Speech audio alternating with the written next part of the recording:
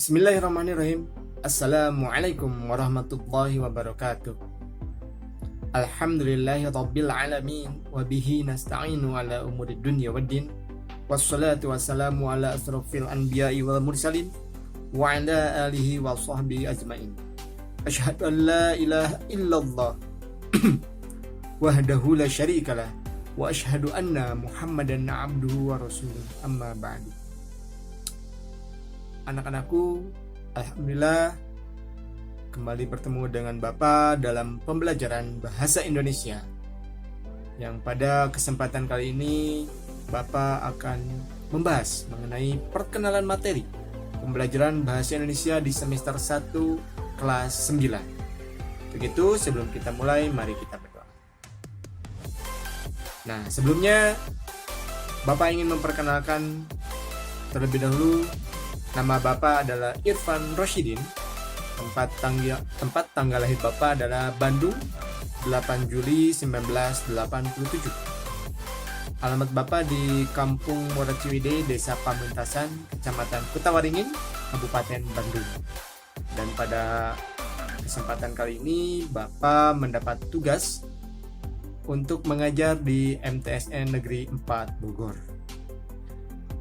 Anak-anakku yang Bapak cintai, materi di kelas 9 ini pada dasarnya sangat fleksibel ya, karena bergantung dengan berbagai kegiatan yang ada di kelas 9 yang terbatas oleh ruang dan waktu.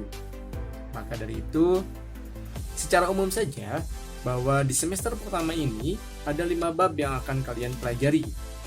Yakni yang pertama adalah mengenai teks laporan hasil observasi LHO. Laporan hasil observasi ini memuat apa sih Pak? Materinya tentang apa? Pasti banyak yang masih bertanya-tanya. Tapi perlu Ananda ketahui bahwasannya materi teks laporan hasil observasi ini di bab pertama ini itu akan berhubungan atau masih bisa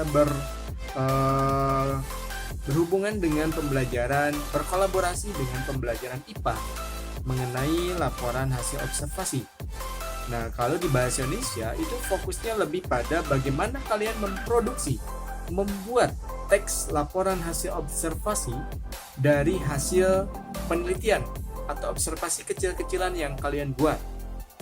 Tapi di bahasa Indonesia mungkin ada modifikasi mengenai observasi yang dilakukan.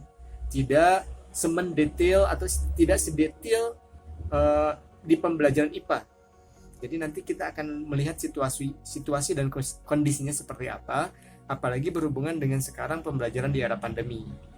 Nah, apa yang akan kita pelajari? Pertama mengenai di teks itu, karena semuanya berhubungan dengan teks gitu. Tapi yang akan kita pelajari pertama mengenai pengertiannya dulu. Pengertian teksnya, kalau sekarang teks observasi, teks laporan hasil observasi, maka dia akan dibahas mengenai pengertiannya dulu. Pengertian teks hasil laporan observasi itu apa sih gitu. Kemudian yang kedua ada strukturnya. Struktur teksnya itu seperti apa aja.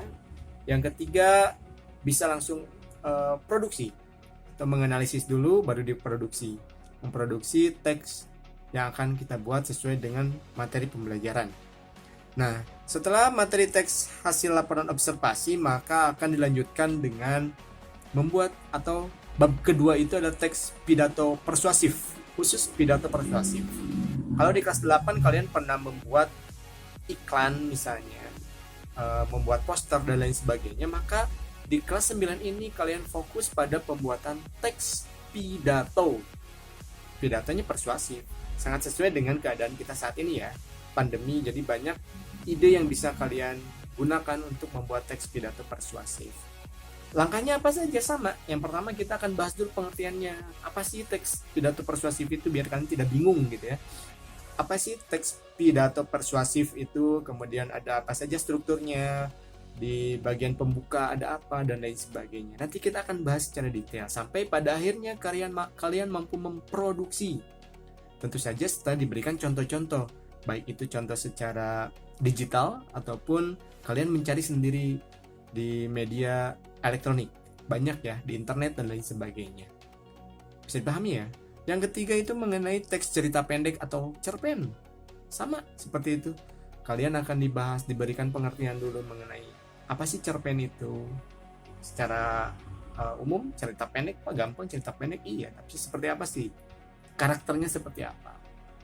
Kemudian juga kalian akan belajar juga tentang unsur-unsurnya, unsur-unsur cerpen itu ada apa saja gitu, unsur intrinsiknya seperti apa dan lain sebagainya.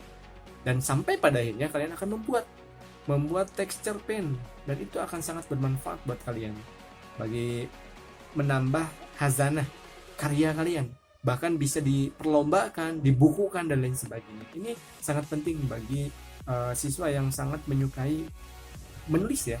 Tapi ini itu tuh sih bagi semuanya sangat penting ya. Karena nanti bisa diuangkan ya, bisa menjadi sebuah sumber materi juga. Kemudian yang ketiga ada teks tanggapan. Bab keempat ya. Bab keempat ada teks tanggapan. Nah, di sini kalian sudah mulai harus berani memberikan tanggapan. Walaupun nanti akan dikolaborasikan antara pembuatan teks dengan pengungkapan tanggapan. Apa saja sih? Apa sih yang dimaksud teks tanggapan itu? Diberikan dulu penjelasan pengertiannya, strukturnya bagaimana sampai pada akhirnya kalian bisa memproduksi teks tanggapan, memberikan kritik, sanggahan, saran dan lain sebagainya dengan baik. Dan yang terakhir di bab 5 itu ada teks fiksi dan non fiksi. Kalian akan dijelaskan mengenai perbedaan teks fiksi dan non fiksi, kemudian memberikan penilaian buku dan lain sebagainya. Ya, mudah-mudahan bisa berguna. Ada sebuah quotes dari Bapak nih yang kurang lebih, belajar di era pandemi itu bukan hal yang mudah. Begitu banyak halangan ya, kalian mungkin merasakannya. Namun hanya kemauan keraslah yang akan memudahkan jalan kita meraih kesuksesan di masa depan. Itu sebuah quotes yang mudah-mudahan berguna buat kalian. Cukup untuk kali ini, mudah-mudahan berguna. Sampai jumpa di pembelajaran berikutnya. Assalamualaikum warahmatullahi wabarakatuh.